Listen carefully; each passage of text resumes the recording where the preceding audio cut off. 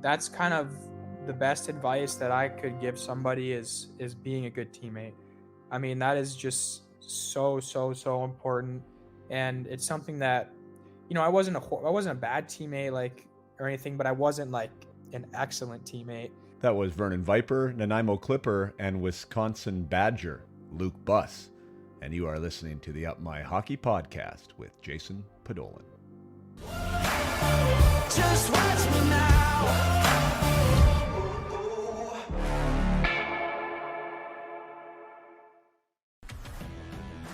Welcome to Up My Hockey with Jason Podollan, where we deconstruct the NHL journey, discuss what it takes to make it, and have a few laughs along the way. I'm your host, Jason Podollan, a 31st overall draft pick who played 41 NHL games, but thought he was destined for 1,000. Learn from my story and those of my guests. This is a hockey podcast about reaching your potential. Hello, welcome back, or welcome to the Up My Hockey podcast with Jason Podollan. I am your host, Jason Podollan, and you are here for episode 137. And the guest today is Luke Buss.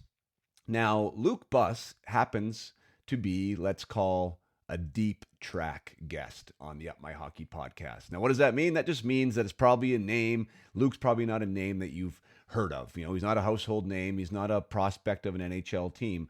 But what he is a Wisconsin Badger right now. And he also happens to be one of my MVP clients, one of my private clients. And I beg you to stick around and listen to this interview because this has been a long time coming, and Luke's story is so compelling. There's so much humanity in it, and there's so many lessons that you, the listener, whether you're a parent or whether you're a player, can learn from and take away, that I think this is a must listen. Luke is, I don't know what you'd call him, an A-plus human being. Like, he is a rock solid dude. He's a rock star as far as, from me being able to work with him, how he was with me, as far as his attitude was concerned, his willingness to go deep, his want to be a player, his want to be the best that he could be. There are so many qualities about him that I found out in the last year of working with him, and also what he is now recognizing also in himself, like these massive attributes that have compelled him and pushed him to develop and to rise from the ashes and to play in a dream school for him now at the NCAA Division I level. That this story is worth listening to. Luke, and we get into his entire story, but I mean, he comes from hockey blood. His dad was a Wisconsin Badger back in the day, and a prospect, a pro prospect, and so he grew up playing hockey. You know, Luke was a brick invitational player, played for Chicago, so was a good player from a young age. He was able to play for Shattuck St. Mary's, led the 15U team in scoring the one season goals and points. So this guy was a player. He as most of you know, whether you're in Canada or the States, playing for Shattuck's in any capacity, let alone their top team, is a very tough thing to do. And then lead that team in scoring is also a very tough thing to do. So he was an acclaimed player, and ended up having a choice to go either to the USHL route or the BCHL route. He chose the BCHL, where he led his team there in points as a rookie in his rookie season as an 18-year-old, and got committed to Quinnipiac, and things were rolling, and then things weren't rolling. And that's where we talk about it all. We talk about the not rolling. We talk about how 6 months can kind of change your life in a lot of ways as a hockey player, and how the next 6 months changed his life again as a hockey player. And I think Luke is so eloquent and so, for lack of a better word, and I think it's the right word, vulnerable, like in his answers in this interview, like willing to be raw and truthful about where he was at, why he got into those scenarios, and also how he got out of them, that I think it really inspires those of you listening to be raw and truthful and honest with yourself. And hopefully you can hold a mirror up in front of yourself and say, hey, where are these things showing up for me? Are they showing up for me right now? Are these areas that are potentially holding me back? And could these potentially be things that might be my demise at some point in the future? And maybe I can work on them right now. So yeah, there's a lot there. And so Luke, as I said, I mean, I'm a big fan of this young man. I mean, he's already a winner. He's been a winner his whole life, and the fact that he's where he is right now, he's doing awesome. And I expect nothing more but the same. But the thing with potential is, where does it end? I mean, it's not for me to say, and I know that Luke is now on the path to find out wherever that potential within him will lead. And I know he's in a great environment and a great culture there, and a great place to get better. And he's dialed right now. So a lot of fun for me to have this interview with him, to be able to celebrate Luke, one of my clients, to be able to celebrate his success. And how he got there, and the support cast that he developed along the way that aided him in doing that. But like I say to all my clients, and anyone that really is successful in anything, with the support of their circle, is that it only happens unless they're willing to do the work, unless they're willing to go deep, unless they're willing to be keeners. And I would describe Luke as a keener. He wants to be better. He wanted his team to win. He wants to be in a winning culture. All these things that are check boxes, and they're easy to say, but really the execution of it is where it matters. And Luke was willing to do the execution. He was willing to do the homework. He was willing to put in the reps, and still is putting in the reps. And yeah, can't wait to see what happens for Luke. So for those of you here listening, stick around. Luke Buss is somebody that we can all learn from, and let's celebrate Luke together in episode 137. So without further ado, here is Luke Buss of the Wisconsin Badgers.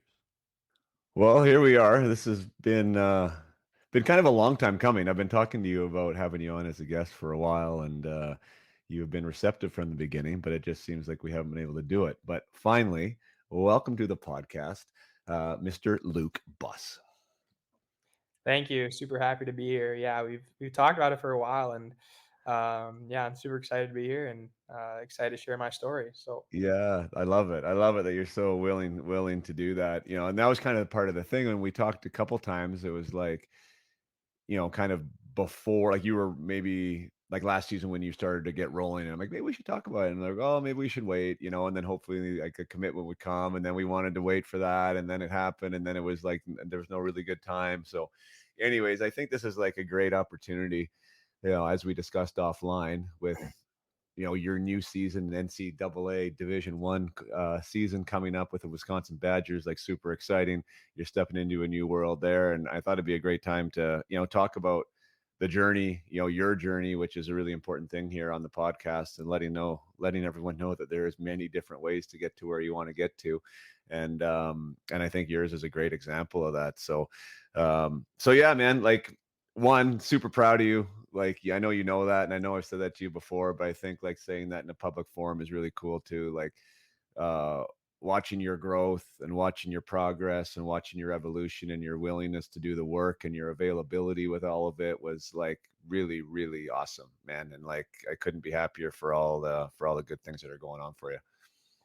yeah, I appreciate that a lot. Like you're a huge part of that, and with all the success that I've had recently, like couldn't have done it alone. I had coaches and teammates and family that were all a huge part of that, and hockey's just a great sport, and there's just so many different ways to get where you want to go. And for all of us, that probably the NHL, or for most of us. And there's many different paths there, like major, junior, and NCAA, and even in Europe and stuff like that. But for me, it's kind of always been that NCAA route, like being an American kid and valuing education as well. So that's kind of, I'm going to be talking about that specifically, but Yeah. that's kind of the path that I wanted to always take.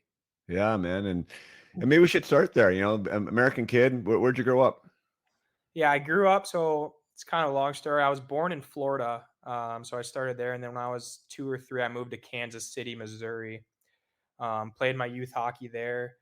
My dad was the coach. Me and my brother played together, and till when I was about 10 or 11 years old, I moved to Columbus, Ohio, played a year for the AAA Blue Jackets, whatever the team was around here. And then in seventh and eighth grade, me and my dad moved to Detroit, and I played for Little Caesars, which was an awesome experience. And then for my high school career, I played at Shattuck St. Mary's, which is a prep school, which, it's a lot of popularity around, prep schools these days. It's a kind of a good stepping stone to get into that junior and NCAA. So Yeah. I've definitely moved around quite a bit, and yeah, I've been a lot of places, and yeah, it's crazy. When were the moves, and if maybe none of them were, but were any of the moves hockey specific? Like, did you go someplace for hockey with your dad? Was that the goal?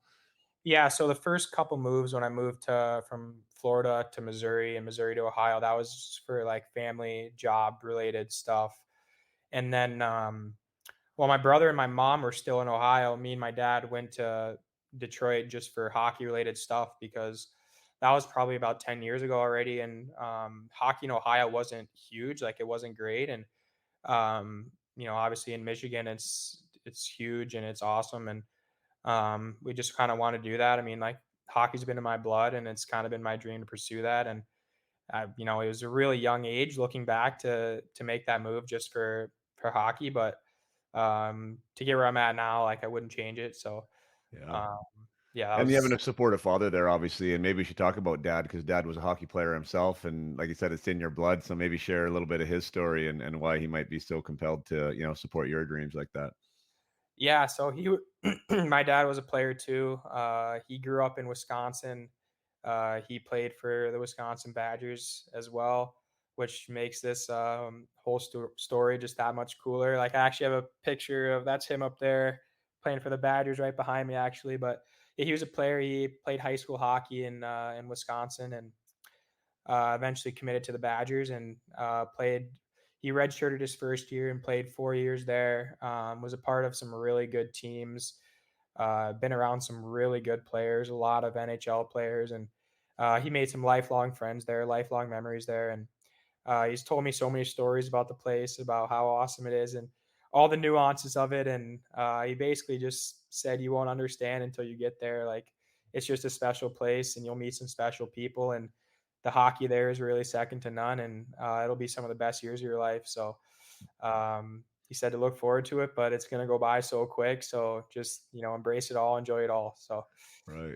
Oh, wise words, sage words sounds like there. And you've already had a little piece of it as we talked before, with your experience there in the summer. And it seems like it's all you wanted it to be and more, which is super cool. But yeah, what interesting stops, with Columbus and then with Little Caesars. Actually, just ironically, Chris Osgood has a place here in town, in Vernon, and his kid is a 2012 or 2011, one of his boy who's a hockey player. And so Chris coached that team, the U13 team there at Little Caesars this year. And they had a really, really strong team. And so I had a chance to coach Max, who was his younger son, and he had one of his teammates out, Xander. And good hockey players, obviously, a really good team, nationally ranked, right? They were solid players on their team, and you could tell when they came here that they were good hockey players and all done up in the Little Caesars garb. They were looking good. And then, for you to go to Shattuck's, which is like perennial, like almost in every age group, they're like one of the best, if not the best, in the nation. Was that in of itself tells me that you obviously were a pretty hell of a good hockey player at the younger ages, if you were able to make those teams and willing to make those moves. yeah, for sure. I wasn't like a superstar or anything. I guess I was just a solid player and try to do my best out there. But Shattuck was kind of like a dream for me to go there when I was that age. All those great players that have gone there. I mean, you can name them off like Crosby, McKinnon, Tays, Stepan, like all those guys. And that was kind of like my dream at that age to go there. And I tried out for the team for my freshman year or ninth grade year, and ended up making it. And that was, awesome. I loved every part of Shattuck. I could talk about that place almost for the full time, but yeah, it was a dream to go there, and that was what was best for my development at the time, and I loved it all. So That's awesome. What makes that place special? Because I don't know anything about it. I mean, really at all. Like, what makes that such a unique, special place? well, you create bonds with these players and these coaches because you're a 14-year-old kid, right? And you're living in a dorm with these people, and your teachers are like your best friends. They're like your dorm parents, whatever. But it's like having a sleepover with your buddies every single night. You're staying in the dorms and you're having fun, and it's like college, but you're just a kid, and you don't really know, and you're just kind of figuring stuff out on your own, which is a cool part about that place. Like you're kind of living on your own, like doing your own laundry, like figuring out your schoolwork by yourself. Like your parents aren't there to help you with that, and you just create special bonds. And it's just I've made some of the best friends I've ever had there. And um, aside from that, the hockey development is crazy. Like there's always ice there, and they really push you to be the best that you can be. And yeah, it was awesome. I love it. So lots of access to ice. You're growing accountability and leadership skills and responsibility and all those good things. And it's in an environment where like it's the most formidable years of your life, essentially, right? Like it's Oh yeah, crazy. yeah, Yeah. it's really competitive there too. Like always a lot of high end players there, and it's just so competitive, and everyone's making each other better, which is another special part about that Yeah. place. So, Sweet. So did you go straight from there then to the Vipers? Is that where the Vipers drafted you? Or I mean, not yeah, drafted I you, but did. found you? I did. So I was in high school. I was drafted in the USHL to Tri City Storm, and then by the end of my high school career, my rights were somehow with Sioux City Musketeers. And I was kind of like pondering like where am I going to play junior? Like obviously I want to pursue like NCAA, and I got to figure out a place to play junior kind of after my season was over. And I had a couple options. Like I was just trying to figure out which league, whether it was the USHL, BCHL, or the NAHL, and I just didn't really know. So I talked to my coach, who I have a lot of respect for. His name is Tom Ward. He's been at that program for a long time. He's won a lot of national championships, and he was even coaching with the Sabres for a little bit. And yeah, I had a lot of respect for him. I just kind of asked him what he thought I should do, and uh, he has a lot of respect for the BCHL and thought that that was, a great route for me. And obviously, the USHL, in my opinion, is one of the best, junior leagues in the world, if not the best. Like with talent from top to bottom, first line to fourth line. And I had an opportunity to play there, and I just didn't think that it was going to be best for my development. I thought I had the best chance to play top six, or had top six potential in Vernon, and so I thought that was best for my development. My coach and a lot of people close to my family kind of thought that that was a good idea as well. So Mhm. I pursued that option, and yeah, that was kind of how I made my decision. Right. So, okay, so a USHL draft. I saw you played one game in Sioux City there. I mean, had kind of some options. So you were, opportunities are a good thing. Sometimes they can also cause some anxiety, right, with what decision to make. For sure. But you ended up coming here, which is interesting. So for the listeners, I assume most of you by now know, but if you're new, I am from Vernon. That's where I grew up, is Vernon, and so we have a team here called the Vernon Vipers that is used to be called the Lakers back when I was growing up, and so Luke ended up deciding to play for Vernon, and I guess so that was the year. Correct me if I'm wrong, where you ended up uh, leading that team in points. Not super prolific, you mean, to be honest, right? 36, 16 goals, 36 points in 48 games. But like for that team, which was a kind of a, muck and grind kind of team that played a little bit of a, throwback style a little bit. You mean you were the top guy, and that was where you ended up getting your scholarship as well, correct? Yes, that's right. Um, yep, I ended up getting a commitment to Quinnipiac after that season, and that season had a ton of ups and downs. Like um, I came there, and like you don't really know what to expect. Like it's junior hockey is just a whole different level than prep hockey. Like it's just a whole different level. And I get there, and I'm playing the preseason, and I'm playing my first preseason game, and I'm on like the fourth line left wing, and I was like, well, here we go. Like you got to prove yourself now. Like you got to put on the work boots and show what you got. So I ended up having a pretty decent game. I think had a goal there, and played pretty well, and ended up finishing the preseason with maybe 4 or 5 goals and a couple assists in those games, and it just was really helpful for me to kind of set me up for success and show that I could play. And yeah, that was a good start for me. And then after probably, I don't know, 20 games, I had like 20 points or something like that. I had a really hot start there. And then I think I hurt my knee, and I probably came back too early. Wasn't playing, my best hockey, and was kind of getting down on myself, and went probably the next 8 to 10 games without, scoring a point. But those are just kind of the ups and downs that come with a game, right? And it's like it's super inevitable. I mean, the train's going to come off the tracks at some point. It's just, those skills, learning how to manage that, and how to come back from that stuff is kind of, stuff that we learn this year is really like sets you up for success and helps you get back on that horse and keep Right. going. Yeah, no, for sure. So what was maybe we could have a little pause there as far as there's a lot of players I know that listen to this and they want to be junior players, whether in the WHL or USHL, or I mean I know there's listeners from all across North America now, and they're setting themselves up. What and I will preface this with this kind of bridge statement, because one of the things that I know that we talked about even now that you're going to NCAA is like, how do we prepare ourselves the best we can for a place we've never been to before? Right? Like that's a difficult task to do because we haven't been there. We don't know the standards. But the idea is like, how can we try, right, to elevate whatever it is, the workload, the volume, our effort, these things that might be difference makers when you arrive at the scene. What was the biggest change for you strolling into Vernon, trying to earn a spot and your first experience with junior hockey? What word you notice was the biggest difference? Well, I think the difference was like all the other teams that I had been on, like you kind of have a spot on the team and it's kind of already set in stone. Whereas in junior, you have to earn your way. Like you have to earn everything that you get. And a lot of the coaches, like they're not like your high school coaches. They're not like guaranteed to play you, or it's not. They're going to play their best players and they're going to play to win. Like that's what junior hockey coaches are paid to do. And that's just the biggest difference is like they're going to play the best players and you're not promised anything, and you have to earn your way every single game that you play and continue to earn your ice. Like I remember I was probably playing, I don't know, the second or first line for the first half of the season.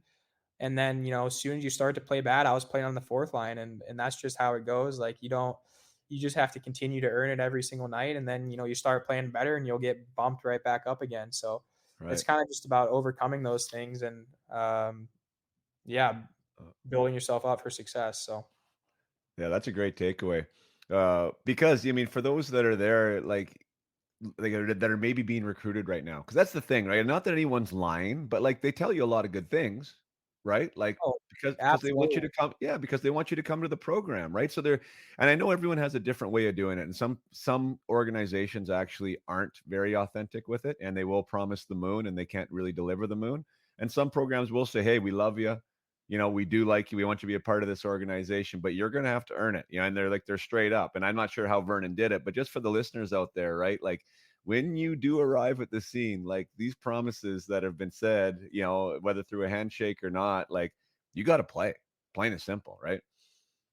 Yeah, I mean, all the promises are thrown out the door, like, in my opinion. I mean, of course, if you're like, I don't know, a high-end draft pick, like, maybe you'll start in the top 6, but even if they promise you something and you start in the top 6, you gotta keep, producing or playing well to stay in the top 6, like, Yeah, so, yeah, just when you get there, you gotta play and you gotta, strap the work boots on and go to work. And obviously, every level that you go up, it's bigger, faster, stronger. And I think the most important thing is the speed at which you make these decisions, because the game is so fast. Like yeah, decision making is such an important part of the game. That's just the great part about hockey is you're making these decisions every second of where to go, what to do, pass, shoot, stuff like that. And as you move up the ladder, those decisions just have to get that much faster and that much better. But that's also a huge change as you kind of move up. But yeah, as far as getting promised stuff, you just gotta earn it. And if you do end up going to the fourth line or even getting scratched for a game, then you just get back to practice and you go to work and you earn your way back up. yeah. Much easier said than done. I know that was something that we spent some time on, even Oh, right, for like sure. how to do that. And the consistency is like one of those words that you kind of haven't used yet specifically, but that's exactly what you're talking about. Is like the grind of like not even being a junior player, but then people wanting to be a pro player. Is yeah, how do you execute at a level worthy of where you're at and your skill level as consistently as you can, because I mean that's one of the biggest keys, and overcoming the volume and the amount of practices and the mental strain on like what it is that you have to keep showing up all the time, and on their schedule, not your schedule. Your body might feels like it needs some time off, but you got an hour and a half practice and a workout that you have to go to, and it's yeah, how do you manage all that? So that first year is always tough. I mean, you had some ups and downs. You worked your way in to the lineup and into being a top leaned on player. Talk to me about when people started to call in that first year there in the BCHL in regards to NCAA status and recruitment. How did that go and how did that feel? Yeah, that started out probably after my after about 20, like winter, I would say, is when that kind of started to pick up. I talked to some schools in high school and in the past, but obviously you're still a little young, and that's kind of just like getting to know you type stuff. But it started to kind of get more real in juniors for sure, and that probably happened after, yeah, during Christmas time because, like I said, I was playing some pretty good hockey and playing in the top six and putting up some good numbers, and that's kind of when the chatter started to happen. And I mean, it wasn't until the end of the season that I ended up committing to Quinnipiac, but yeah, that's when this talk started to happen. So Cool. And just for anyone there who's living that dream, like what does that look like? Like does a phone ring to you directly? Does somebody call your advisor or your dad or the coach maybe? Like how do those discussions start? yeah, so well, for me at the time, I didn't have an advisor, so I was just kind of taking these calls by myself. But what they'll usually do is they'll call your coach, your junior coach, or even your high school coach, because they're pretty accessible, and they'll get their number from them, and then they'll end up giving you a call and just kind of talk to you about the program, talk to you about yourself, like some of your strengths and weaknesses. A lot of similar questions, but they just really want to get to know you and figure out if you're a good fit for them. And if, it's got to go both ways. You got to want to be there and they got to want you. And it's definitely a process. Like it does not happen overnight. Like, even if you get one call, two calls, three calls, like, the deal's not over yet. Like it's not over till you basically sign. So, Right. um, it's just got to work both ways and, got to be a good fit. So, Was that an exciting time? yeah, it is. Like it's awesome. Like that's kind of, what your goal is and your dream is to play that at NCAA. And when it starts to kind of become a reality, not for sure yet, but you're kind of in those talks, like it's exciting. You kind of feel all that hard work paying off a little bit. And yeah, it's fun, especially when you got some options to choose from and you're kind of weighing out the pros and cons of each program. And it's definitely a fun process. So Gotcha. That's good that you handled that way. And maybe the whole thing wasn't fun because I have definitely had players that like when that starts to happen, it almost gets to be a little bit nervous, anxious. Like it's becoming more real and it's becoming, which is a great thing. But then you also know that you're being watched a little more with a little more scrutiny, and you also understand that there's another layer of whatever. Distraction might be the wrong word, but I mean, when the phone is ringing, you're having these calls all the time. You're still trying to play hockey. It can be a bit much for some players. But yeah, I mean, that's the thing. Hopefully, it sounds like you did enjoy it, and that's kind of the idea of it. Is like, my goodness, you've been dreaming about this for so long. Now just sit back and enjoy enjoy that aspect of it that somebody wants you. yeah, for sure. And it's like you kind of got to not let it be a distraction because it's super easy for that to creep in. Like, you just got to always play like there's no scouts there or whatever, and just, have fun with the game and love the game and play like you've always played. Because once you start having that creep in your head is, obviously when stuff doesn't go right, we've talked about that a little bit. And I think the first week that we were talking about, like that red head, blue head type stuff. And, Mhm. when you're in that red area and you're anxious and nervous and frustrated, like you're not going to play that well. So, Yeah, got to be able to manage that for sure.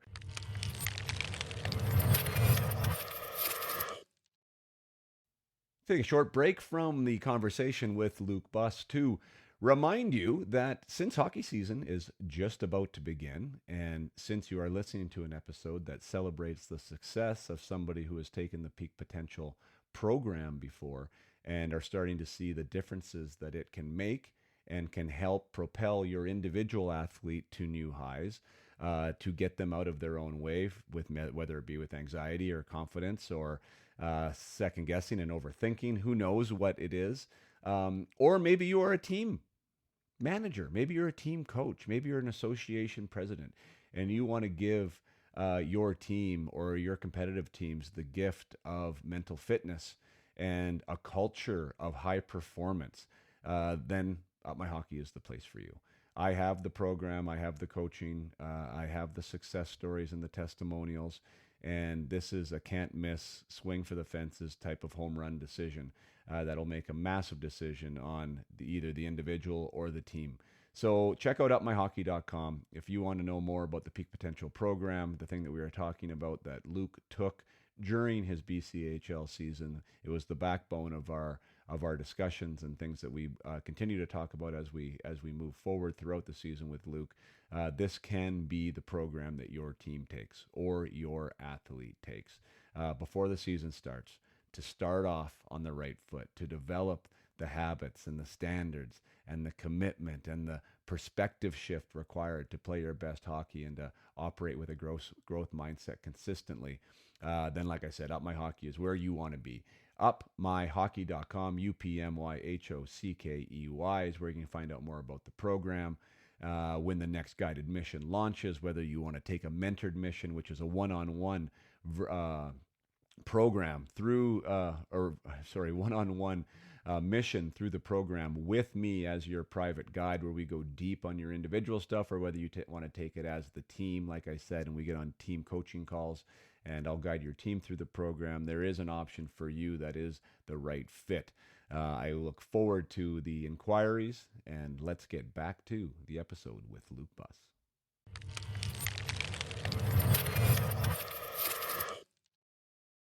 Okay, so we have this good experience in the BCHL, and I want to make sure your story gets told, because we're not even really at the spot where we started working together yet. But I think this was like a big piece of the whole story. So you Yep. made the decision, um, with obviously your support cast at the time, and that the USHL, the move there would be better for the next season. So we ended up going to Muskegon. I don't know how you got there. Not sure if it's worthy of sharing, like from Sioux City to Muskegon, but then you end up going to Muskegon and have a bit of a different experience that year in the USHL. I don't know where you want to start up with that, but let us know maybe about that decision and then like how that all started.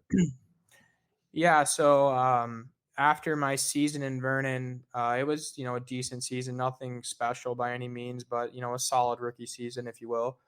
I committed to Quinnipiac. I went on a visit there, and I kind of fell in love with the place, and committed there. And then um, I was getting calls from USHL teams to come play for them, and in my head, I was really committed to playing for Vernon again. I had such a great experience there, and thought, this can only get better. This is gonna be great. And Quinnipiac was a school that recruited a lot from the BC. There's a lot of D1 schools that will push players to the USHL, and Quinnipiac was not one of them. They had a lot of players from the BCHL, and USHL too, of course, but they recruited a lot from the BCHL. That's kind of how they grew the name. They kind of thought outside the box with this league, and Yep. found out there was actually a lot of good players from that league. Um, but anyway, yeah, they weren't pushing me to go either way. But I started getting a lot of calls from USHL teams, wanting to draft me pretty early in the draft and have me come over there. And I told them all, really, I said, hey, I'm sorry, like, I'm committed to Vernon. I've told that to my coach there in Vernon, and yeah, I'm sorry, like, I can't do this. And um the draft's going on, and obviously that no one's going to take me. But I get a call, like, as the draft's going on, and it's super late in the round, and it's from Muskegon. It's like, hey, like, if we draft you late here, will you at least come to camp? And I was like, sure, yeah, I'll come to camp. That's fine. So they ended up drafting me, and I went to camp and, I had a really good camp. I, you know, put my best foot forward and, um, they offered me a spot on the team and, obviously like we were talking about earlier, kind of promised a lot of stuff like, as a 18-year-old kid or 19-year-old kid, like stuff that you want to hear. And, talking with my family, it was a decision where we were close to home. I was only 6 hours away instead of, 3,000 miles away. This league is obviously like as premier as it gets, top to bottom with, really good players. You won't really find a player in there that's not committed, and a lot of them to like really high end schools. So I really wanted to play with the best and showcase myself there, and thought, if I have a good year here, I have a chance to get drafted in the NHL. Like that's kind of what I was thinking. And, it was a really tough decision, but, I really wanted to play with the best. And I thought I had a good relationship with the staff there in Muskegon. And it was one of the tougher phone calls I ever had to make to Coach McKee and in Vernon when I told him that I was no longer coming to Vernon. And like that was really tough. I hated that phone call, but I had to do it. And I just ended up going to Muskegon. So that's kind of how that all went down. Gotcha. So you had the, well, we'll put in air quotes, the promises, but you also had the proof of camp, and your performance there to, validate your decision, right? Like you thought that you were, one, good enough to be there, two, probably good enough to be there and even to be a guy there, right? And then these other things like would happen in that role. Is that accurate? Yeah, I mean, like honestly, the promises were like fine, but personally felt like I was one of the best players there. Like, I thought that I could, deliver a lot there, and I just wanted to go to camp to see like how I would stack up, and I felt, really good there, and that kind of aided my decision, I guess, too. So Right. And things started off good, correct? If I remember correctly there, right? That started the season went yeah, well. so I hurt my knee in training camp actually, which was really tough. So I missed the first, I want to say 8 to 10 games, which is always hard, right? Like starting a season with an injury, because that's when chemistry starts to come together. That's when the power plays start to come together, and the penalty kill and all this stuff where the team's starting to kind of come together and lines are being formed and stuff like that. And not to say that stuff doesn't change all the time. It does, but at the beginning of the season, it's really important to kind of put your best foot forward and show what you have, and so you can kind of establish yourself as that kind of player. Like it kind of reminds me of Vernon, whereas that's kind of what I did at the start, and it kind of set me up for success. Where here I didn't really have that opportunity, Right. so I kind of started probably 10 games late, and I did have a really good start. I had a goal and an assist. I remember my first game in the league, and I was like, "Wow, like this is awesome. This is gonna be great." But yeah, that was an awesome game. But yeah, I had a goal and assist there, and then I think through my first 10 games, I had like 5 goals and 5 assists. So like started out really well. Kind of thought I was like, wow, like I'm gonna have like 50, 60 points in this league. Like this is gonna be great, and Yeah. um, hopefully I can get drafted. Like this is gonna be awesome. This is a great decision and everything. And at that point, that's kind of where things started to really go downhill for me. So Well, interesting, right? And so do you think that that was like a little bit of a trigger for it? Like, so you sounds like you're taking some responsibility in the fact of like the downward spiral, right? It wasn't just ice time was taken away. It was a little bit of your potentially your results or your performance that was also included in the in the yeah, in the like downfall. I just, that season was, a huge learning lesson for me. Like, I felt that I was, good enough to play in that league and good enough to be, a good player in that league, but I just got really complacent, and I wasn't working hard in practice as I should have been. Like, not nearly as hard, wasn't as good of a teammate. Like, all this stuff started to slip because I got really complacent, and I started moving down the lineup, and as I moved down the lineup, things just got worse. And um, yeah, like I got to take accountability for that, but it was a great learning lesson for me. And I did not have a great season at all. So Right. after that, good start, and yeah, it was a struggle for sure. Right. Well, one, I appreciate your honesty, and I think if you'll allow me to, I want to ask a couple of questions just about that because you're not the only one, like for sure. Like just so we can start there, and I think your story is going to be so relatable to so many people listening. Um, when we start with that idea of like complacency and feeling good, right? There's a little bit of ego involved in that, right? So that the foot comes off the gas pedal, and we don't do it like consciously, like at all, but it's just sort of because of the environment, it then ends up happening.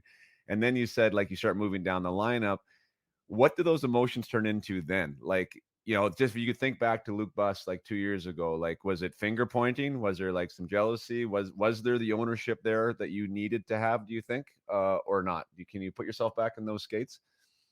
Yeah, it was. I didn't take the ownership at the time. I thought it wasn't me. I thought it was everyone else. It was a finger pointing clinic, if you will, Yeah. and not taking any accountability and not trying to work harder to get back in the lineup, but going the other way. And yeah, it was just no accountability, and yeah, it was a struggle for sure. Gotcha. Well, super honest, but isn't that, I mean, I love the psychology of sports, which is why, I mean, I really enjoy what I do, and there's different triggers and there's different ways for everyone to be their best. And it's so in the moment, right? It's like when I talk to players or even parents, I'm like, some of this stuff that I work with players on is like to try and prepare them for the storm, right? To try to prepare them for the area because up until that point, like you had this season in Vernon and there was some adversity for sure, but you hadn't really had the experience that you experienced in Muskegon, right? And so there was all this, like you say, these lessons. Um, but they're only lessons if we learn from them at some point, right? Which thankfully you were able to. But in that moment, like you weren't really prepared for that and you didn't know yourself well enough to really adapt differently, right? So we kind of took a human approach to it, which is what many people do. And it's like, it's not me, it's not me, it's this, it's that. There's some entitlement comes in and we don't get the results that we want.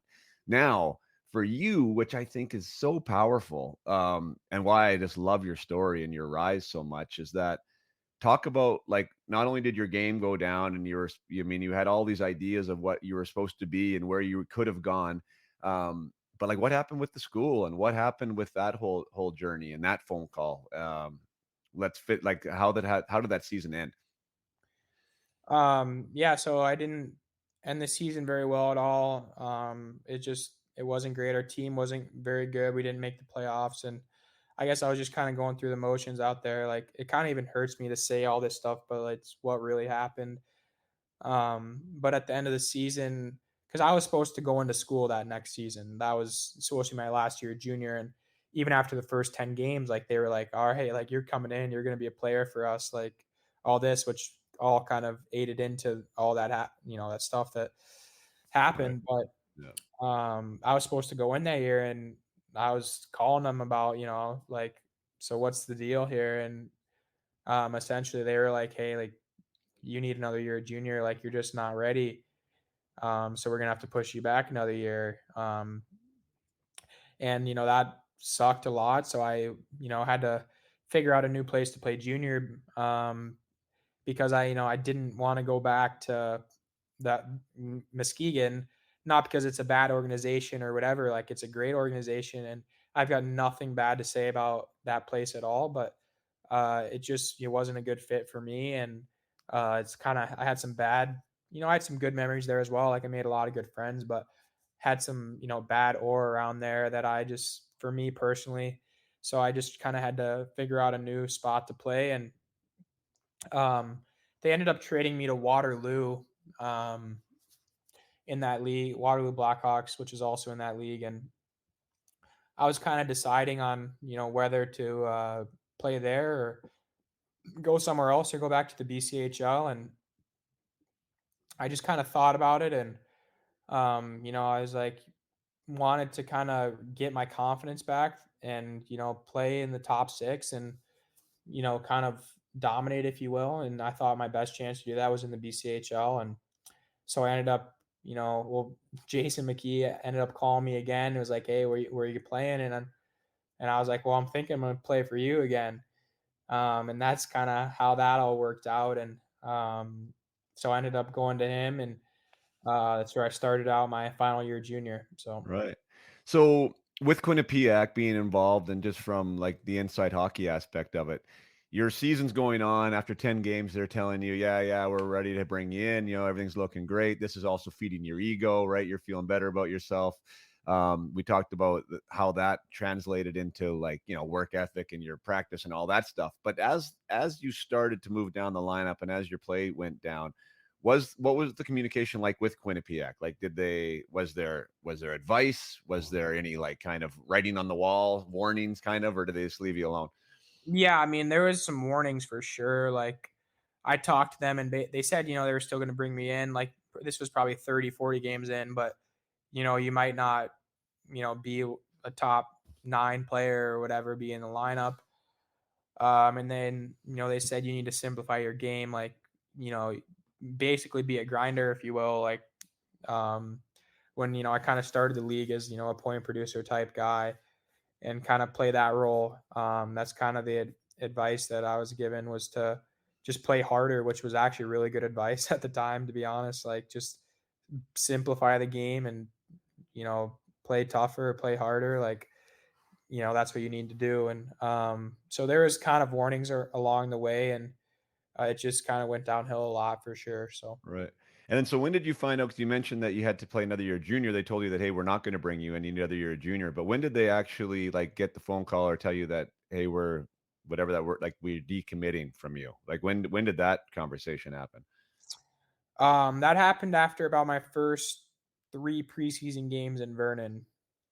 Oh, And yeah, so they pushed me back. And then after my 3 preseason games in Vernon, this past year, they're like, hey, like, I don't think this is a good fit, and you should look elsewhere. And yeah, like, they're obviously a really good program, and have nothing bad to say about them. Like, obviously just won a national championship. They've got a great staff, great players, great culture, everything. And I just, for to take accountability, like, I just wasn't there. Like, my game wasn't there, and my attitude wasn't there, and that's just what happens. right. So So yeah, that's man. Like so for everyone listening, like I just want you to take a second, like and pause in that scenario, right? Like meaning like being in your shoes, in your head. Like you had the world by the tail for a moment, right? Like you were going to this great school, won a national championship, the stars were aligning, and in the span of a hockey season, not even a whole hockey season,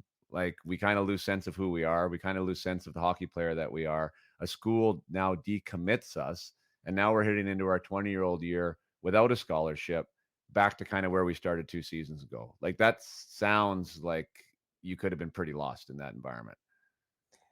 yeah, I mean, I was like, I was devastated, honestly. Like, I called my parents crying, and I was like, yeah, that's just what happened. And they weren't even, I don't know, they were just disappointed and sorry for me. And I remember having this call with my dad, actually. And this was kind of after the dust had settled, maybe a week later. And he was basically like, hey, like, there's 2 ways that this can go at this point now. And it's either one, this is, you go through the motions again, and this is your final year of hockey, and kind of everything that, you worked for and dreamed of will be gone.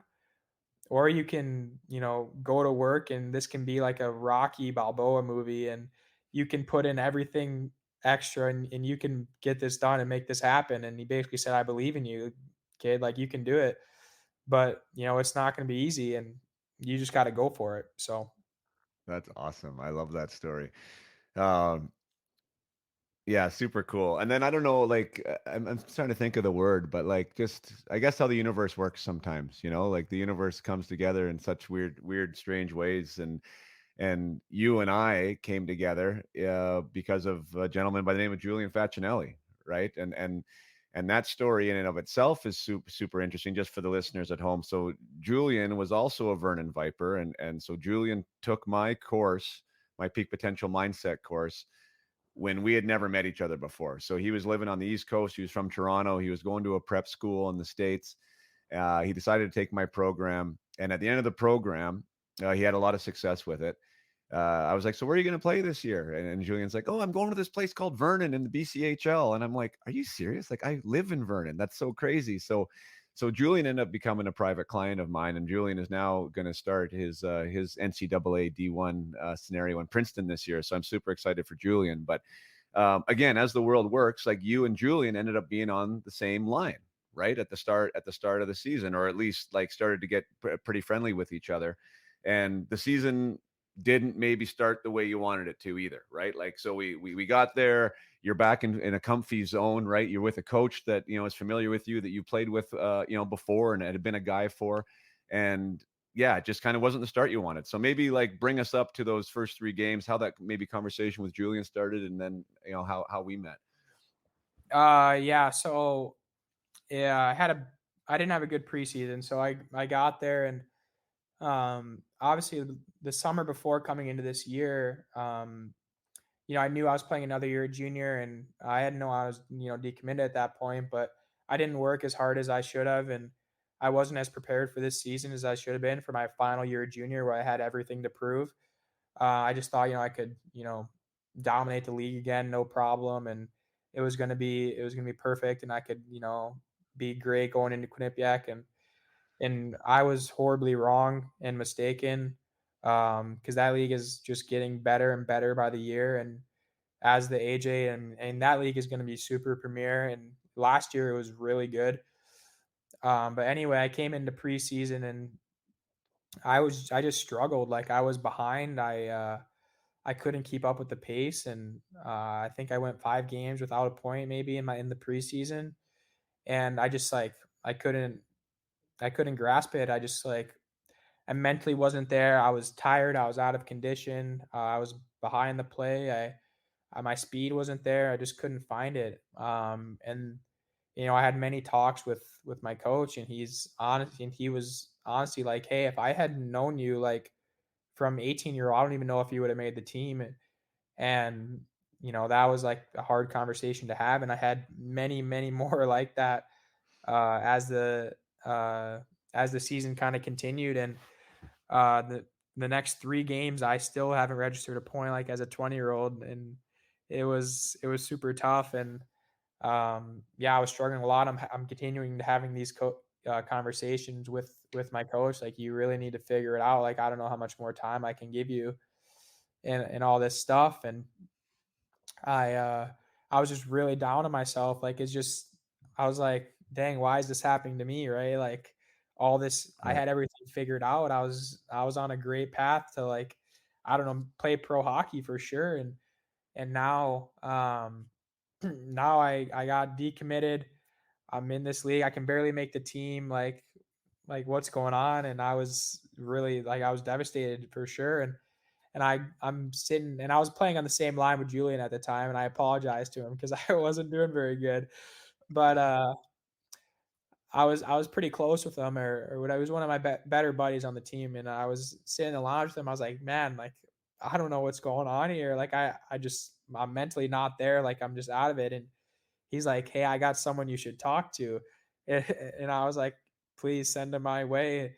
So he gave me your number, and he typed it in as Jason Podollan mindset. It's still in my phone that way, but uh, that's what it is. And I ended up reaching out to you, and I think we went to that noodle spot there in Vernon, and we talked for a bit. And you gave me, I think, 3 things to just to work on. And I think it was compete, and I honestly forget what they were, but it was something like basically dumb your game down to focus on these 3 things, like super simple stuff. And it was like compete hard, and I want to say like stop on the net, and Speed.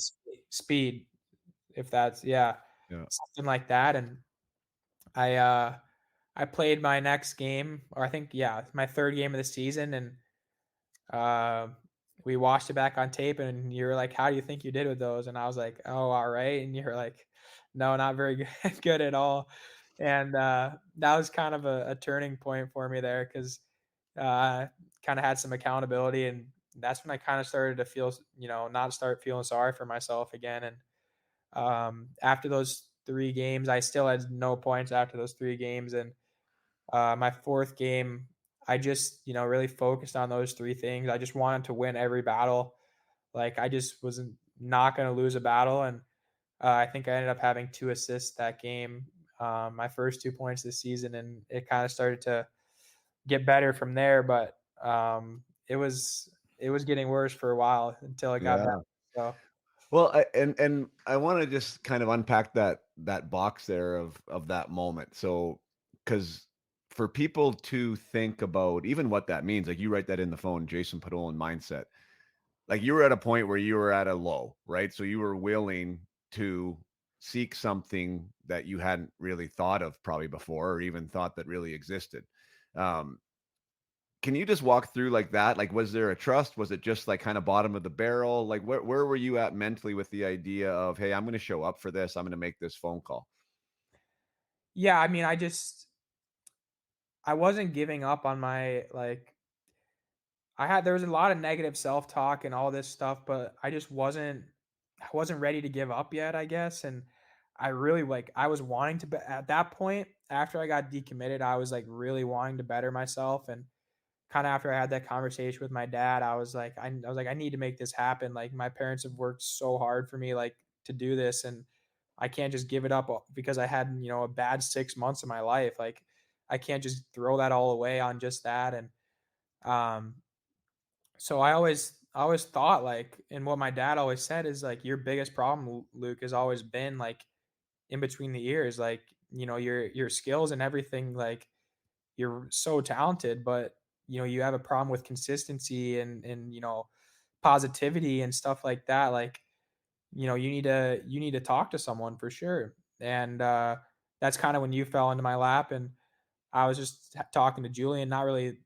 looking for anything, but he kind of helped me out a lot and put your number in my phone. And I was like, all right, let's get this thing rolling. So, Cool. And so, and I've never asked you this, but like, so is it like when we left that lunch meeting there? Um, like, how did you feel about that? Was it like, yeah, I'm all in? Were you kind of hesitant on me, or did you like, how did you feel going, like leaving that? no, I was pretty all in after that. Like, I thought it was like a good vibe, and I thought you kind of understood me and knew the steps to take at least to help me. Yeah. And no, I was pretty much all in after that. And I talked to my parents about it, and they were like, "Do it, Luke, like Yeah. for sure." Cool. That's so awesome. You have supportive parents. They were great. And yeah, man, like it was really cool. Like, and I don't know, so you remember those first three things that I told you, and then part of us working together, and for anyone listening, if anyone does want to work with me, it's like we start no matter your age or where you're playing with my peak potential mindset program. So it's an online program that you take. And so Luke started taking it, and then we would have discussions about the lessons and the discussions about the assignments and how he was applying it to his practices and to his games. And that first week really made a big difference for you, didn't it? Yeah. Oh, I think that was the mental agility week. Yeah. That was a huge week for me. So many great concepts in that week for sure. We kind of already touched on it, but that redhead, blue head type stuff, and being basically just about trying to stay in that positive head state. Like it's a lot easier said than done, but there's definitely some strategies to do that. We talked about the I think it was I don't know how it goes, like rewind, replay, reset. Is Yeah. that right? Yeah. That was a mistake one for sure that you liked. But um yeah, like the idea of, and that was the one thing with you, that there was a lot of mental chatter, right? And there is for a lot of players, especially like in your situation, and rightfully so. I mean, I've just been decommitted. Why am I not producing? What, why? Right. And one of the big concepts there of that week is when you ask house league questions, you're going to get house league results. Right. Right. So like asking those questions about yourself, why am I not? Why does the coach not play me? Why am I not getting points? Guess what your brain is doing? It's answering All those those questions, things. Right. right? It's answering those questions that you're asking it. So we started to talk to you about like the idea of like, what is your powerful state? And for everyone out there, like you can take this as like a free coaching lesson, right? Like you have to figure out what emotions you need to play your best hockey consistently. And I think that was a big trigger for you, is like understanding that, yeah, this blue head or this powerful state that I need to be in can be created by how I'm thinking. And then with those focus points that we were talking about too, like when you apply to your game, the mental side that applies to actual action steps on the ice, uh, there was a big shift in the Luke Bus that was showing up on the ice every night. Yeah, absolutely. And I think another one of my favorite lessons we talked about was the one about, the beliefs and being able to choose your own beliefs and, the idea that, the universe is friendly and stuff like that was, so huge for me. And I love that lesson. The idea of, the development of learning or something like that. It kind of gives you that confidence to try new things. Like you're not gonna know how to do something the first time, the second time.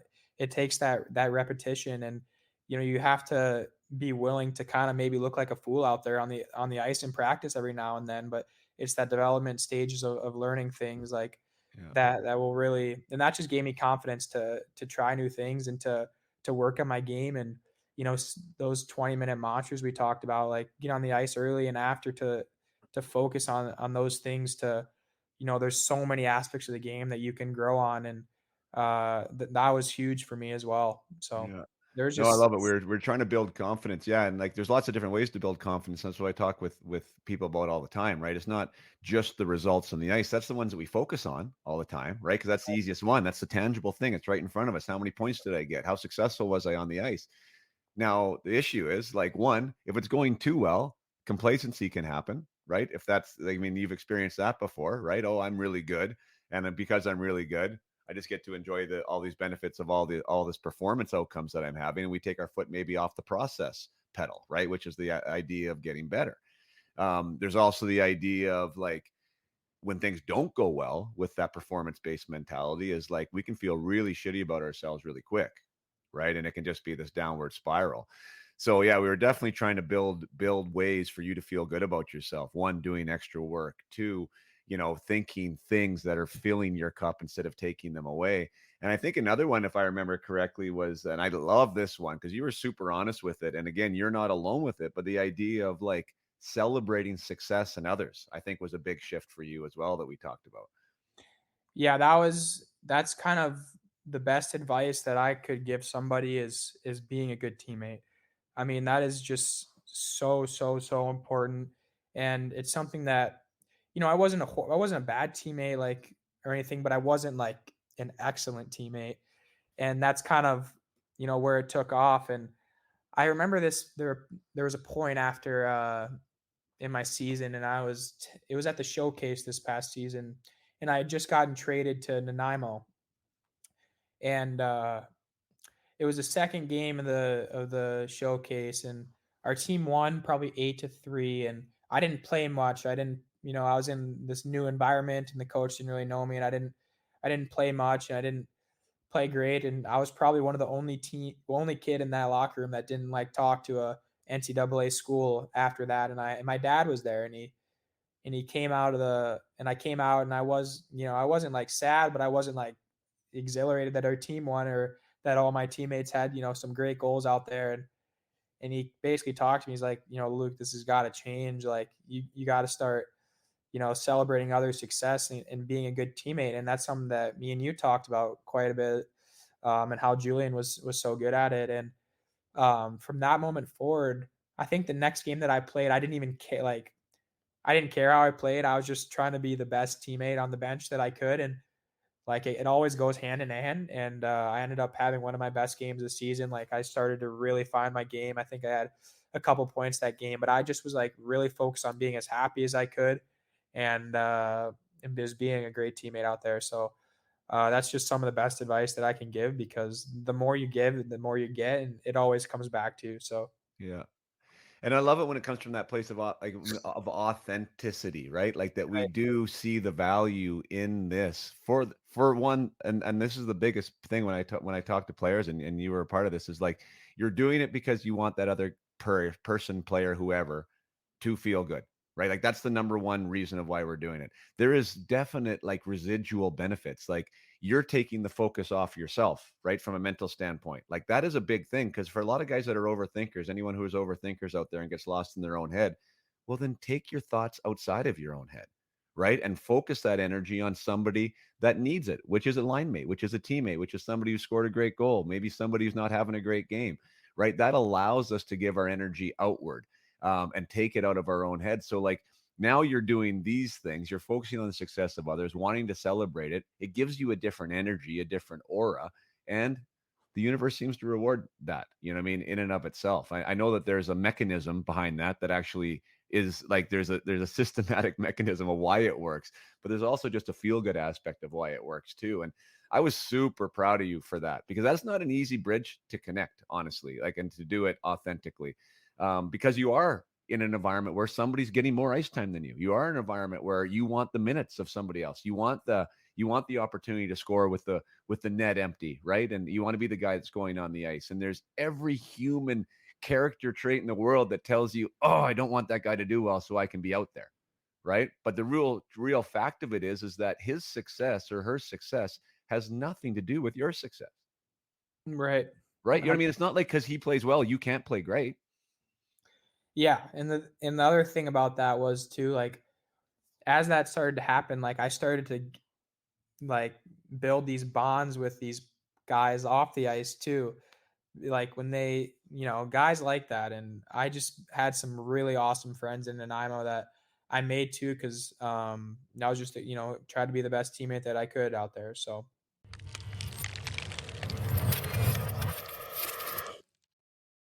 Take a short break from the conversation with Luke Buss to give a shout out to the UMH 68. So that's the Up My Hockey 68, which is my invitational event that is held in June, so far only in British Columbia. That is for the U15 and U14 age groups, held on different weekends, which is the major Pee-wee minor bantam age groups. Resounding success last year with the major Pee-wee portion of it, and also with the minor bantam, again, second year for the minor bantams, first year for the major Pee-wees. And absolutely a whirlwind 4 days. Phenomenal hockey, uh, amazing workshops. The educational component, the development component, and the competitive component of the weekend was not missed by anyone involved, let it be the players or the parents of those players. And yeah, it's just growing. You know, I know the name is out there now. There's so many parents that wrote and said, "Geez, we really hope we get invited back again next year. This was the best tournament we've ever been involved in." And so on and so forth. So it's really inspired me to want to move and expand this program, this tournament, this idea of providing an experience that just doesn't exist out there for players who want to be hockey players. That is what they want. They want to be hockey players. They want to know how to get there. They want to understand the path better, how to better themselves, whether it be from a mindset or a physical or an emotional side. The workshops that are involved in the UMH 68 have had rave reviews, and not to mention obviously the hockey at the end of the day too that the boys are playing. But with that and with the expansion, is right now it's just me in British Columbia. I'm going to need somebody to help me move this thing east. I want to move it into Calgary. I want to move it into Saskatchewan. I want to move it into Manitoba. But I do need boots on the ground there that are excited about what the UMH 68 is, ideally excited about what Up My Hockey is, and the really the culture around what it is I'm providing here as the Up My Hockey brand, which is the development of the entire person to develop the player, and to increase the player experience. So if you are into mindset, if you are into mental fitness, if you are networked within your province and understand youth hockey and are excited about offering a premier experience to the athletes in your province, and would like to be the boots on the ground to help with the admin, to help with the launch of the UMH 68 in a new province, by all means, get in touch with me on my website at the info or contact us button. That's upmyhockey.com. You can email me direct if you can remember the email, which is jason@upmyhockey.com. We want to launch this spring. So ideally in June, find the right venue, partner with the right person, and get this thing rolling, because it does need to move east. So calling all people interested, and if it's not just even in the tournament, like there is potential, is the next big move for Up My Hockey is to get a coaching staff with me. You know, a person, dedicated person who can help with the coaching calls, who can help build the coaching programs that I'm building, and can help administering them in their local communities or in their local network. That is the next big thing. So if you are involved in hockey, in skill development, if you are already entrenched in the local network and you want to expand your own program and offer mental fitness training and guidance, you have the potential to be my hockey coach and to work within my programs, and yeah, that would be a great add-on to the UMH 68 opportunity. So that's out there. If you're listening, if that intrigues you, by all means, give me an email. We can talk shop and see if it's a good fit and explain more of the details of what would be involved. Now let's get back to the conversation with Mr. Luke Buss.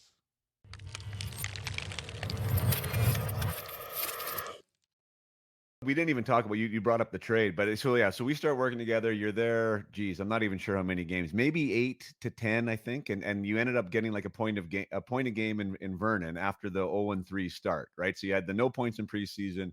You had no points your first 3 games. You ended up starting to get rolling. You weren't really scoring yet, but you were getting some assists along the way, and you kind of battled up to a point a game player. And then boom, like either right or wrong. And I'm glad that we were working together at that point. But like you're traded, right? Like the last thing you would have probably expected. More storms, a little bit more chaos. I mean, who knows what could have happened there? But I think like you went into that environment with an amazing headspace. I thought, at least, like your mindset about going there was strong. Maybe talk about that. You mean, and how that's a decision as a player when you do go someplace new, right? Like there's an approach to that can lead to success or otherwise. Yeah, trades are an interesting thing and really unique to hockey, like in the, the junior sense or like the youth, under 20. Obviously it's big in the pros, but it's really unique to hockey in that sense, I believe. And I'd been a part of teams where a lot of trades were happening, but I had never been traded, and it's so odd. Like you come into a new team with new coaches, new facilities, new 20 guys that you have to bond with. And I kind of had a bit of a warning that I was going to be traded, but because they brought in this other 20-year-old kid, and you can only have a certain amount of 20-year-olds, and I was like, well, I'm kind of the odd one out here. So I kind of had this idea that I was getting traded, and then I played 2 more games under that precept, and I think I had like 4 points or something like that, and I got traded like the next day. And I'm actually happy that I was working with you at the time, because I came into this like I wasn't really like that upset about it at all. Like I was really excited for this opportunity to kind of have a clean slate again, and yeah, it was great. Like the first couple of days were weird. Like I moved in, and my roommate was super awesome. William Gendron was a time. I think he's playing at Sacred Heart now, but we kind of bonded really well off the start. I had a great billet family, which always helps. And yeah, the trade was great. So Right. And you mentioned earlier, like the universe is friendly belief system that I teach, and we talked about, like that is a prime example of because I've been on it at that side as a player, right? Like there's either an opportunity in front of you, right? Like that this trade is happening for you. There's a purpose for it that's going to serve you and going to serve your career, or there could be the mindset of like, I just started getting it going. I'm in a comfortable environment.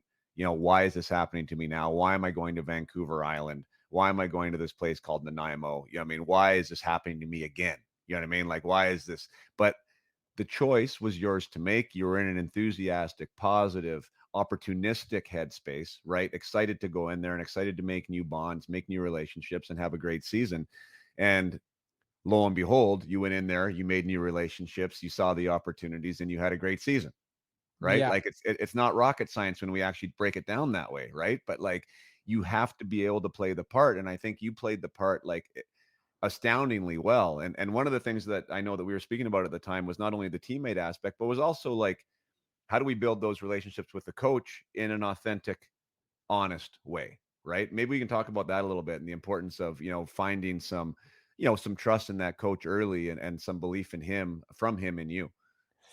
yeah, I think having that relationship with a coach is so substantial. And I think that thing that kind of gave me confidence to go to him was he said from the start that he believed in me and that he traded for me, which was really great. And I just learning from my past mistakes of not doing this, I ended up going into his office every day just to talk to him and just to kind of like be friends with him. And I know this might not be like a lot, maybe some junior coaches it wouldn't work with, but some will, and maybe it's not every day, but maybe it's twice a week or whatever. But Yeah. I'd go up there and talk to him like, hey, like, how was my practice today? Like, what do you think? Like, how was my game last weekend? Like, what can I get better at? And he helped me a lot. And then he started to help me with schools, reaching out to schools, and we talked about schools for a long time, and he advised me on that. But it was just such a genuine connection, and we still talk to this day. He was one of my favorite coaches that I've ever had, and uh, just building that relationship, whether it's going up and asking them how you played or how was practice or anything, is just so substantial for that connection and him having belief in you and you having belief in him, because at the end of the day he's making the decisions of who's going over the boards, and the guy that he's got that most belief in and that most confidence in is going to be the guy. So Yeah. And for those listening at home, and I keep saying that word authentic, like when I was talking with Luke about, in trying to cultivate that relationship, like some of the precursors and the foundational elements that I was speaking with you about, Luke, was like showing up on time early, right? Doing the extra, being the great teammate. When you get feedback, make sure that you are delivering on that feedback, right? Like, so when those things are happening, right? That like you as a player are taking control of you, taking control of your controllables, you're being the ultimate leader for yourself. There's no holes like in your game. There's no inauthenticity. There's no credibility issues, right? Like it's no, um, well, for lack of a better word, brown nosing. You're not in there brown nosing the coach to try and fabricate some type of relationship. You have the team right. first mentality, right? You want to win. You want to be the best player you can for him. And you have your own personal goal, of course, of like to go to NCAA. But you're in there with real objective ears. You're asking questions that you want answers to so you can go deliver on whatever feedback he's giving you. Like that scenario, I want to make sure that everyone understands like that's when the connections happen. Like the player has to be able to play ball in a real way that is helping the team and it's not an individual first thing. And I think you did amazing at that, which I'm sure is why the trust was built in you and why your coach wanted to have those conversations and allowed them to happen. Yeah, absolutely. Like it was a genuine connection, and like you said, it wasn't like inauthentic or whatever. And I was just trying to gain that belief in him and have it in me, and yeah, it worked out great. So Yeah.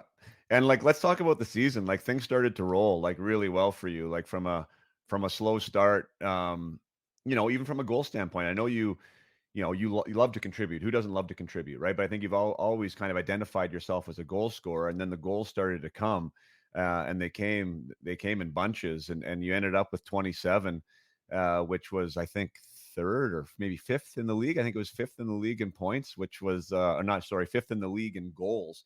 Uh, which was really like a fantastic finish, and seventh in the league in points, I think, last year. So maybe walk us through that because then I wanted to talk about the mindset side of that. One, you ended up, going from kind of your bottom, pushing up from the bottom of the pool, and now you're having this success in this really good league, like elite status type of success, which you could have fallen into the habit of being complacent again, like potentially, right? Like thinking, oh, now I got it again, it's back. But like, talk about that. Like, how did you handle your success last season as you were handling it? yeah, I mean, the thing that separated my past season, which was probably my best season of hockey ever, was just consistency. Like I was like a robot, honestly. I would never get too high, never get too low. Like I would just every game was the same. It was like almost like I was a professional player, like just going into every game with that same mindset. I was like so dialed in. My preparation was really, perfect. And we were kind of talking bi-weekly, which I loved. It was kind of part of my, routine and everything, and kind of got me like in that like go time mode. But I'd go through practice and get done what I needed to get done and have that deliberate practice, kind of what we talked about, of focusing on things in the week that maybe my last weekend I needed to work on, and focus on those things in practice. And then I'd go into the game and I'd play, and I wasn't like looking at the league stats or whatever. Like I was just playing um and I was just like I looked one day and I was like all of a sudden I was in the top 20 in points and I didn't even realize it. Like I think my mom actually texted me like, wow, way to go. Like, and I was like, I didn't even realize I was just playing every game and just going through it and trying to get better and better and better. And, I had this so much support from my teammates. I was playing with some really good players, like playing with awesome players, had a great coach and a great environment, great billet parents, and everything really aligned for me. And that trade was, the best thing that ever happened to me. But yeah, I was playing with some good players, and I think things just really started to come together. I had a great attitude. I was, treating these games like I was a professional and preparing the right way, and I started scoring like a lot of goals, like just bang, bang, bang, and it was crazy actually. Like I don't even understand it, but yeah, it was awesome. So You know what though? Like, I'm going to stop you on the don't understand it, because there is a little bit of the mystery was taken away, right? And I love it. Like, even as you're speaking right now, and for those that are listening, like, you didn't know you were in the top 20. Like, I already talked about like how so much is result focused for players, like whether they're 12 or whether they're 20 or whether they're in the NHL, right? They're looking at that game sheet, they're looking at it, they're focused on it. It drains energy. You got into the process of believing in the process, of falling in love with the process of being the best Luke Buss could be. That is where the mystery becomes unsolved, right there. Right? Like, you talked about deliberate practice. You talked about your approach to practice. You talked about your approach to your teammates. You talked about, your approach to games. All that stuff gave you some pretty awesome results, right? yeah, it was awesome, and I uh, I had this goal of getting to 30 goals, and I came up one short at 29, but I was like, I don't know, I think I had maybe 10 or 12 games left and I was at 20 goals, and I was like told my billet parents like I'm going to get to 30 goals, and they're like like no you're not, like there's no chance. And I was like all right, I was like maybe 25, and they're like no, you got to go for 30 now. And so I think I went on a 9 or I went on I think a 9-game goal streak. I was just scoring every game, and one of my best hockey memories of all time. Uh, I was playing our last 2 games of the season at home, and my dad he lives in Ohio, and he came out. He was his first, or I guess his second game because he came to the showcase, but first kind of 2 games where I was kind of in my groove and playing well, and he came to these games, and we were playing Langley, and we were down 0-3 to Langley, and my dad's sitting up top with his brother, my uncle, and I'm of course like when my parents are in the stands, good or bad, like I'm always like looking at them, like it kind of comforts me a little bit. I'm kind of scanning, seeing where they are, like are they taking a piss or like whatever. And I was I'm seeing my dad, and my brother up in the top, and then I see him come down to the glass, like kind of right by the net, and I was like, all right, like how cool would it be? Like kind of fantasizing a little bit, right? Like how cool would it be to score right here and be able to, go to right to my dad and my uncle and celebrate. And the next shift, it's 4-on-4, and I get my number called to go over the boards, and I kind of get this like partial break. I catch the puck on my backhand, and I shoot it bottom right, and I end up scoring. And I went right up to them, and I like jumped into the glass right next to him, and it was one of the coolest things. It was like kind of what all that work is for. Like it was like the high of all highs. It was electric. We were down 3-0, and then I made it 3-1, and our team ended up rallying back and tying it, and then we won it in overtime. Our captain scored a super cool goal, but that was a cool hockey memory, and ended the season super well. Like I think I was like top 5 in goals to end the season, which was great. And but yeah, it was a crazy season, and just super grateful for everything, for all the support from everybody. And Yeah. uh, Yeah, it was great. What an amazing, and that's kind of like when you can unpack and one of the things I know that we do together is the reflection aspect. I think is super important, right? Like understanding, why we've had success or why we haven't, what has gone well, the journey that we've been on, and the person and player that we're becoming, and how that's all transpired. And I mean, if you take that, geez, what would it be now? Well, now I guess it's like 12 months, right? Like, Mhm. well, like it's only 12 months, dude. Like that's crazy. So 12 months ago, you were still with Quinnipiac, right? Had a bad year, weren't feeling great, showed up at Vernon and all that stuff, the decommit, and then the breakthrough and like the evolution and the becoming, and now at Wisconsin. Like, could you imagine like at 12 months with more stuff that could happen?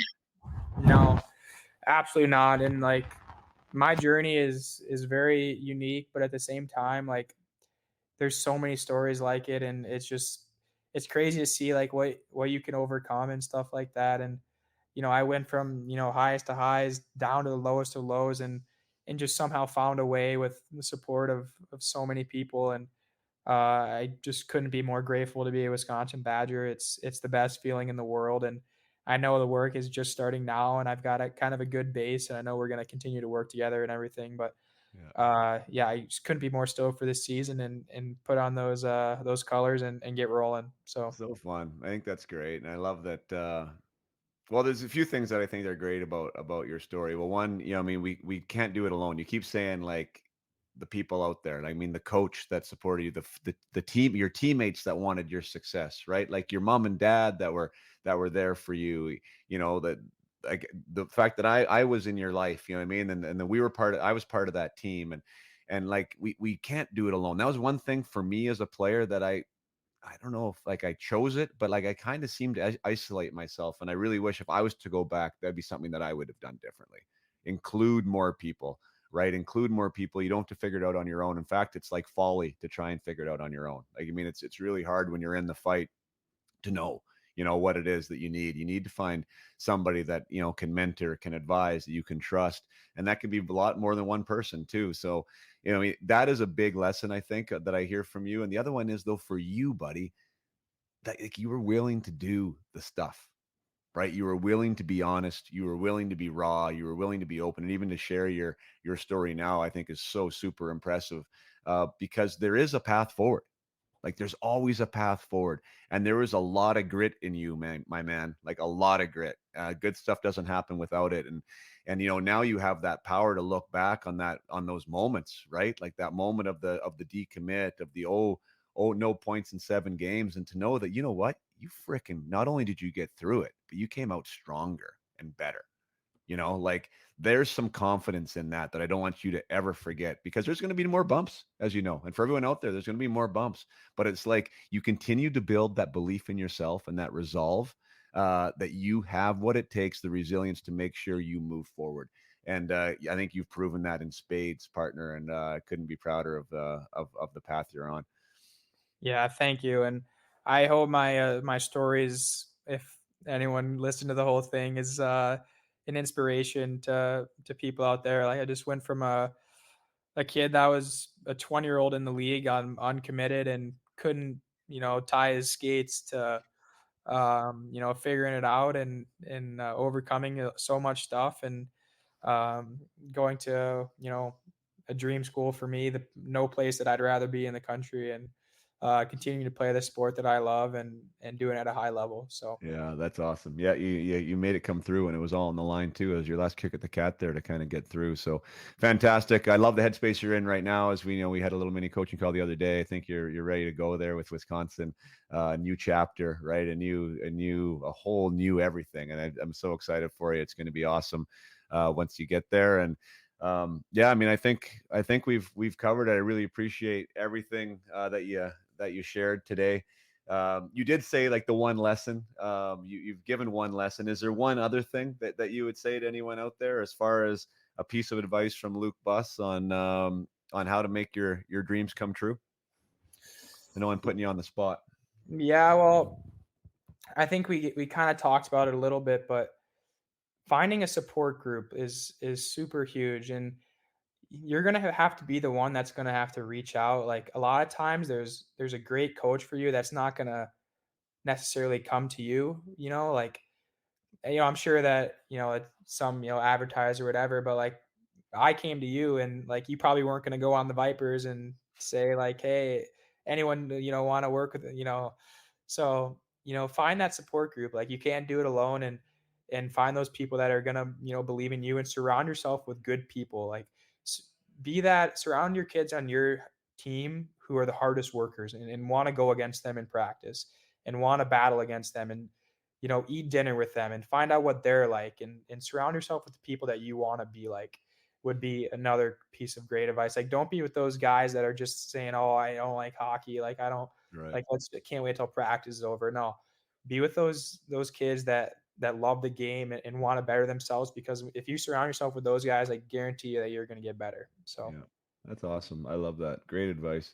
The one thing I would ask you too, like, so now, just with the fact of like getting the help. One thing I try to say, and it's really hard to do for players when they're not going through something rough, is like to think about how can I be my best. Like, so we found each other when you were at your lowest, right? yep. If you could redo it again, like what if, and I'm not saying me, but what if there was some, specifically me, but what if there was some support cast when you were going well in Muskegon?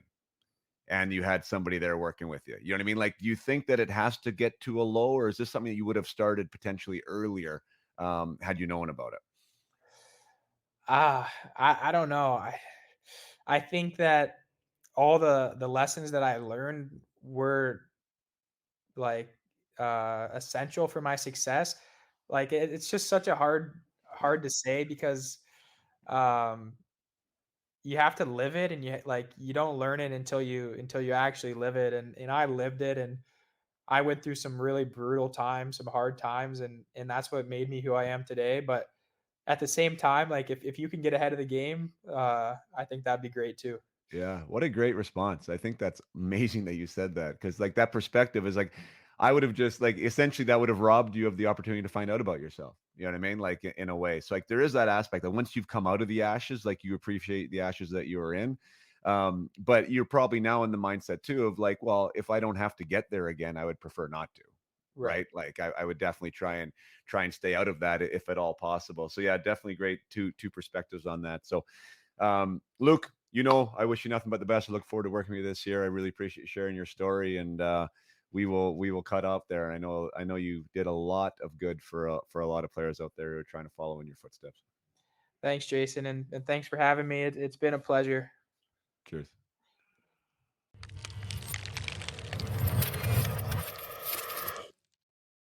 All right. Thank you for listening to that entire conversation with Luke. Once again, I'm just going to reiterate essentially what I said at the beginning.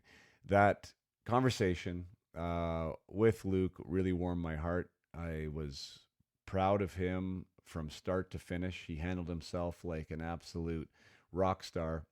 And there's so many lessons there. I just off the top of my head, I remember him saying like I was a good teammate, but I wasn't an excellent teammate.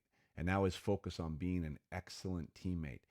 And you might hear that message, like for those of you listening, like you've heard like you got to be a good teammate or a good locker room guy, or people are looking for high character. Sometimes that's hard to understand as a player. Like, what does that mean? How do I do that? And again, it's like hopefully a different messenger, like somebody from your peer group, potentially somebody like Luke, just turned 21, going into Wisconsin, and in his 20-year-old year, had been a good teammate his whole life, but now started to understand what being an excellent teammate means, and how when you become an excellent teammate, your own game starts to get taken care of itself. And I mean, that's just such a mature, powerful lesson. And it's a lesson that extends outside of the dressing room, of course. You know what I mean? Like, this is something that Luke carries with him now, that perspective in his relationships, with his family, with his friends, those that he meets and will be meeting on campus. There's just an attitude and approach to what that really means, and that is why that maybe is one of the highlights for me from that conversation, is just because it's like the spotlight of what Up My Hockey is all about. Like the idea that personal development, you as a human being, when we start looking at what makes you as a human, and if we can amplify your strengths, and if we can take care of some of these weaknesses and look at those weaknesses from a growth mindset standpoint, that there are things you can improve and things you can change, that is when the hockey skills and the hockey player in you will flourish. It is the secret ingredient. It is the secret sauce. It is the competitive advantage. Your approach to your practice, your approach to your development, your approach to your teammates and your coaches, and your time management skills and what you want to dedicate to.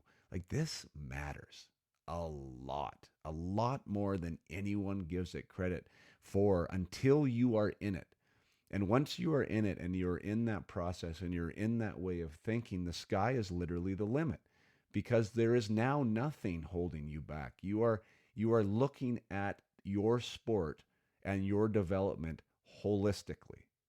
This is the key. It is a holistic look at development. You aren't just a hockey player. You need to become a high performance human being. And when you become a high performance human being in a team sport, you can be an excellent hockey player too, and it maximizes your chances of getting to wherever it is that you want to go. And not only that, but let's just pull back the goal-oriented aspect of being a great hockey player. You have a better time while you are doing it. So it's more enjoyable. The games, the practices, where you're dedicating yourself to becomes a more enjoyable experience when we work on these things as well. So super cool. I'm glad you stuck around. Hopefully it meant as much for you guys there, and there was lots of things that you were able to pick out. And I know everyone will be giving Luke respect and pats in the back for the job he did, because that was an excellent interview and definitely not a cookie cutter approach and no cookie cutter answers. So thank you, Luke, for being honest. Thank you for being raw, and thank you for giving this podcast and its listeners exactly what it needed. And until next time, play hard and keep your head up.